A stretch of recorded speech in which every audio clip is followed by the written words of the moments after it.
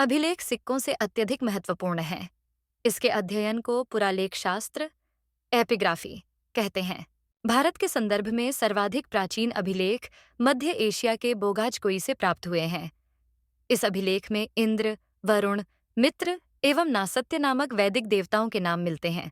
अभिलेख एवं दूसरे पुराने दस्तावेजों की प्राचीन तिथि के अध्ययन को पुरालिपिशास्त्र पेलिएग्राफी कहते हैं। अभिलेख मोहरों, प्रस्तर स्तंभों, स्तूपों, चट्टानों और ताम्रपत्रों पर मिलते हैं तथा इसके अतिरिक्त मंदिर की दीवारों, ईंटों व मूर्तियों पर भी मिलते हैं। आरंभिक अभिलेख प्राकृत भाषा में हैं तथा ये ईसा पूर्व 3री सदी के हैं। अभिलेखों में संस्कृत भाषा ईसा की 2री सदी से मिलने लगी तथा 4वीं-5वीं सदी में इसका सर्वत्र व्यापक प्रयोग होने लगा।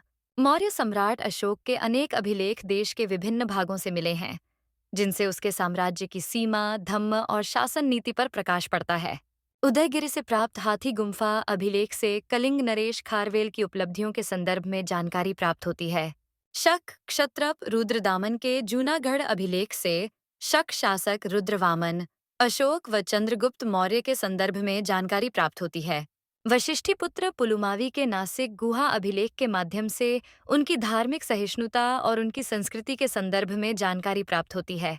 समुद्रगुप्त के प्रयाग स्तंभ अभिलेख से समुद्रगुप्त की विजय व विजित राजाओं के साथ उसकी गतियों के संबंध में जानकारी प्राप्त होती है।